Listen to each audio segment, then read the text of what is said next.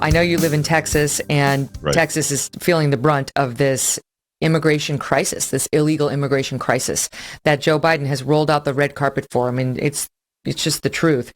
Fox News reporting now, their correspondent there saying in Brownsville, Texas, we're once again witnessing the mass release of single adult migrants from federal custody.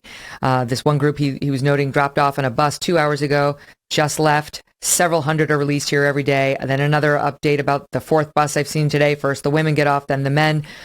They're just releasing folks back into the United States. That's it. Good luck. Hope you show up for your, quote, asylum hearing.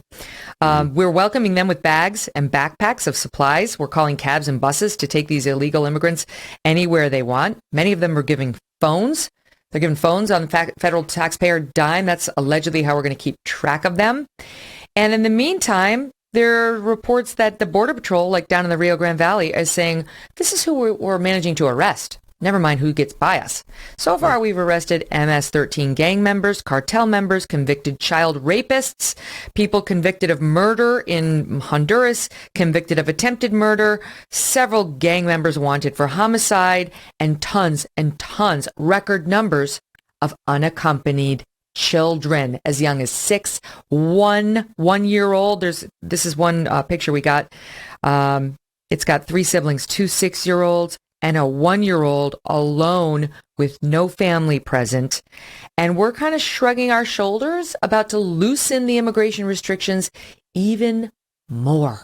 What do you make of it?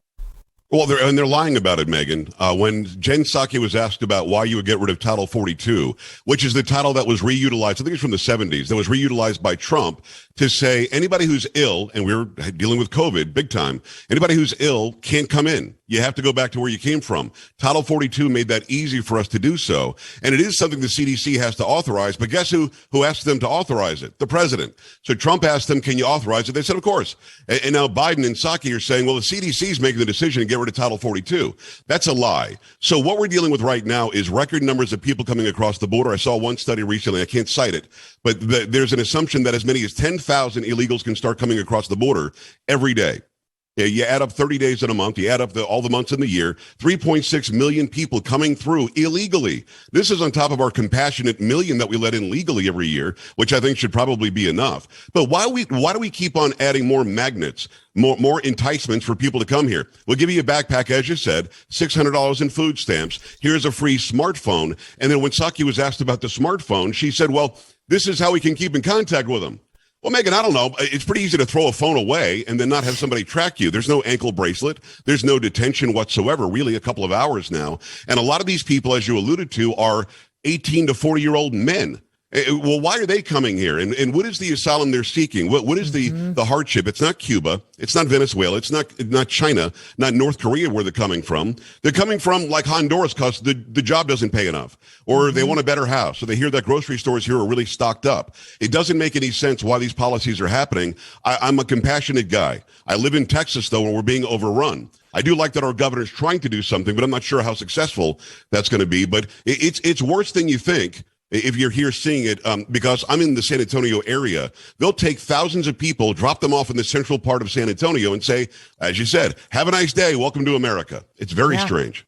Well, I think it's interesting. Governor Abbott is going to be putting folks on busloads to Washington, D.C., these illegal migrants. I've seen some pushback even from conservatives on Twitter, like, hey, these are not chess pieces. You can't. But in his defense, Washington, D.C. doesn't have to deal with the influx. And these are not all great people. There are some criminals who are 100% are taking advantage of this lax border policy. And why should the people in Texas be the only ones who have to feel the pain? Why shouldn't the people in D.C., all of whom are, lean Democratic and support these open borders for the most part, have to feel some of that inconvenience and pain as opposed to just our friends in Arizona and New Mexico and Texas and so on? Anybody who's allegedly conservative who says that we're using these people as pawns don't realize the left is using them as pawns. They're using them to call us ethnocentric or racist or horrible people who don't understand that these women and children need to have a better life, and we have to provide it somehow. The people in Washington, D.C. aren't dealing with this directly. We've got Jerry Nadler, who was yelled at by Chip Roy, my congressman, yesterday in the House of Representatives because in committee, Nadler was being a snob about the entire thing, acting as if there really isn't a problem. And why aren't we compassionate enough? You want compassion? Go and talk to people who are Democrats who live in the Rio Grande Valley. Go talk to people in Donna, Texas, McAllen. Go talk to people in Del Rio, Texas, where somehow the entirety of Haiti knew where Del Rio, Texas was, and 30,000 Haitians were waiting under a bridge for a week and a half or 2 weeks until they just disappeared one day and ended up being part of America. These people in Washington are on their high horses. They're on their pedestals. They don't really know what's going on, or they don't care what's going on. So, Megyn, I'm all for busing these people straight to the Capitol steps, or better yet, send them to San Francisco or send them to Delaware. Yes. I wonder what Joe Biden would think about that. I mean, we're not compassionate if we send them somewhere else, but we're compassionate if we let them overrun ranches and overrun schools and overrun our neighborhoods. And we don't know who they are, as you said. It doesn't make sense. And I'm sick of Washington, throwing their noses up and acting like they're on the moral high ground here. They're not. How are they on the moral high ground when their policies have encouraged a record number of teenagers and children to arrive without their parents? Where's AOC, right? Where's she now? Because we're heading record numbers of children coming across the border alone. Look at this. We've had almost 100% increase in the number of kids coming across the border by themselves since February.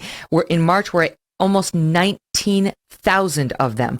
We haven't hit highs like that ever. The previous high was 11,861 in May of 2019.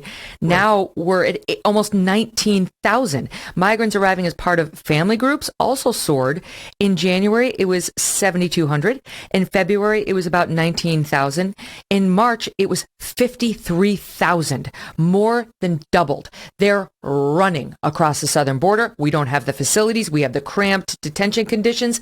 Where is she with her little photo op in her little white outfit, pretending to be there crying? Oh, she doesn't care now that it's a Democrat politician in the White House. Well, she also lied that women were drinking out of toilets. That was a big fat lie. That Border Patrol agents were hitting on her because she's so hot. I guess she can't not hit on AOC when she's anywhere near you. Everyone hits on her. Oh, duh. So, all Republicans wanted to sleep with her too, or something she tweeted about when she was on vacation in Florida without a mask on.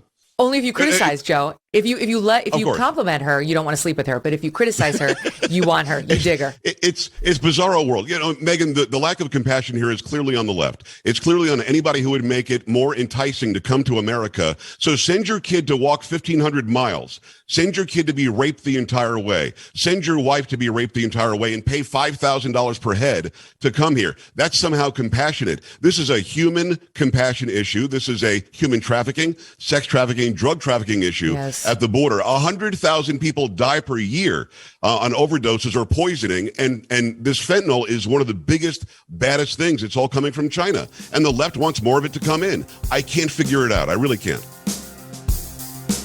Hey, thanks so much for watching. If you like what you just saw, hit the subscribe button for more clips and full episodes.